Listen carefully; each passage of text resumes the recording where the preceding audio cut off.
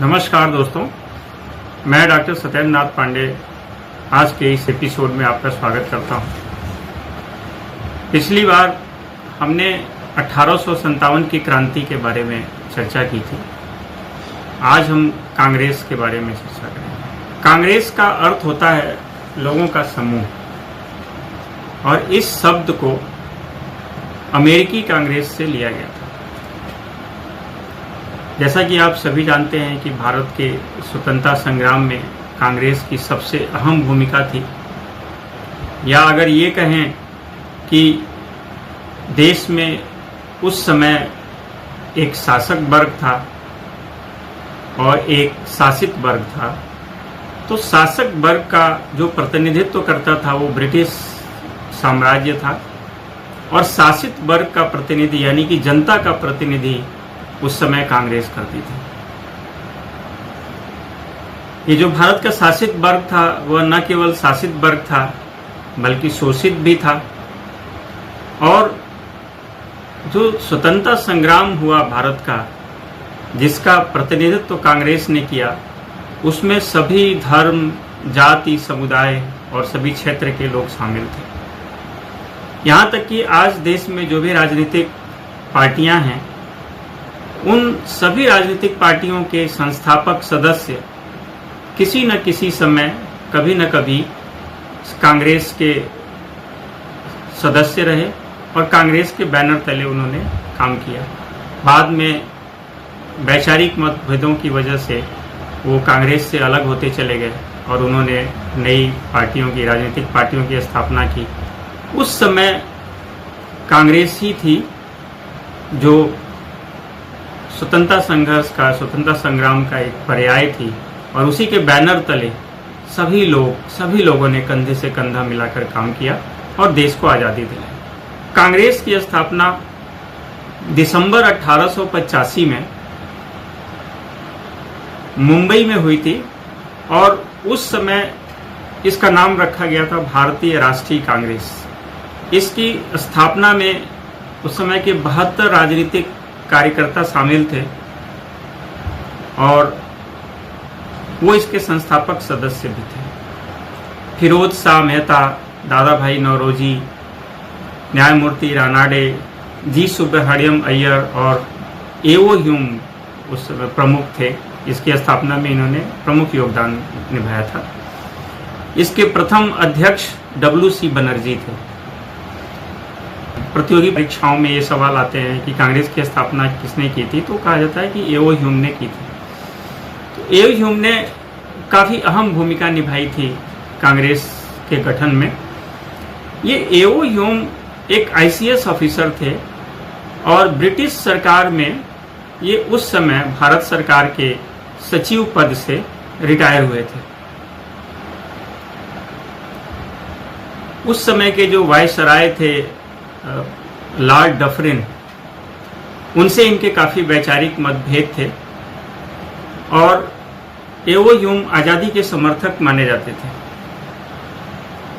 वो उनके अपने विचार थे, और हम लोग बाद में फिर अगले एपिसोड में इस पे चर्चा करेंगे कि उनकी क्या भूमिका थी और क्या उद्देश्य था, उन्होंने किन उद्देश्यों के तहत कांग्रेस की स्थापना की।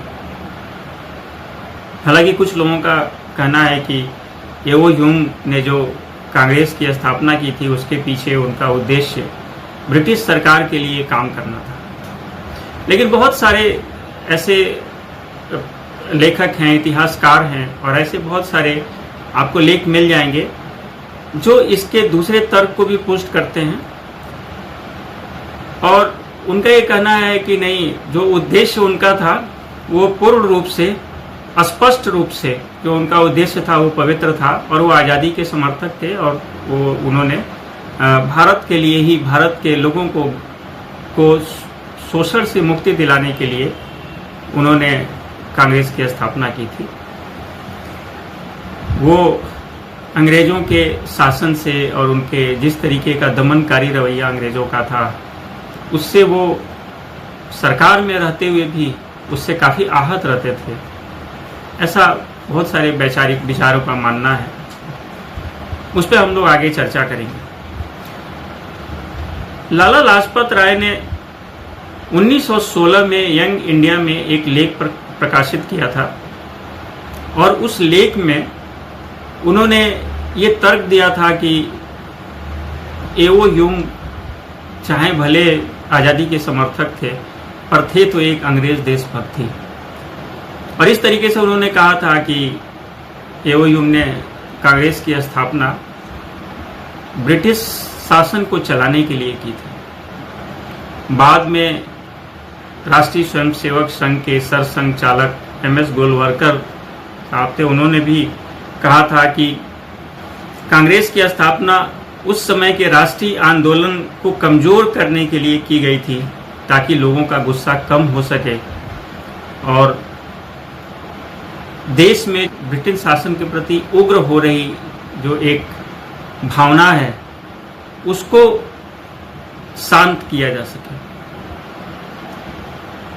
दोनों ही के अपने अपने तर्क हैं, पर इन दोनों बातों से, दोनों कथनों से एक चीज़ तो स्पष्ट होकर निकल के आती है, जैसा कि लाला लाजपत राय ने भी कहा था कि भले ही वो आज़ादी के समर्थक थे और जैसा कि सरसंघ चालक एम.एस. गोलवलकर ने कहा था कि देश में राष्ट्रवाद की भावना का विकास हो रहा था जिसको मूर्त रूप दिया गया कांग्रेस के माध्यम से।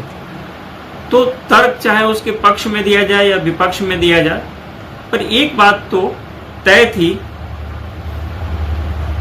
कि कांग्रेस की स्थापना एक मुखर राष्ट्रवाद की परिणत थी और इसी मुखर राष्ट्रवाद को ध्यान में रखकर कांग्रेस की स्थापना की गई थी। उस समय बहुत सारे छोटे छोटे संगठन थे जो देशव्यापी तौर पे अपने अपने राज्यों में काम करते थे। बंगाल में थे, मद्रास में थे, बॉम्बे में थे और ये लोग एक क्षेत्रीय स्तर पर, राज्य स्तर पर अपने अपने एसोसिएशंस बना के और अपनी अपनी मांगें रखते थे। बाद में ये माना जाने लगा कि ये इसकी ज़रूरत महसूस की गई कि इस तरीके से अलग अलग क्षेत्रों में और अलग अलग तरीके से काम करने से काम नहीं चलने वाला है और व्यापक स्तर पर देश में एक बड़े संगठन की आवश्यकता है। और इसी को ध्यान में रखकर दिसंबर 1885 में इन 72 राजनीतिक कार्यकर्ताओं ने, जिसका नेतृत्व उस समय ये ब्रिटिश ICS अधिकारी एओ ह्यूम ने किया था, इन लोगों ने मिलकर कांग्रेस की स्थापना की थी और उसके प्रथम अध्यक्ष के रूप में WC बनर्जी को नियुक्त किया था। आगे के एपिसोड में हम इस पे उसके उद्देश्य और उसके आने वाले वर्षों में जो किए गए कार्य थे, कौन कौन लोग उसमें शामिल थे, इन सब पर हम बृहद चर्चा करेंगे।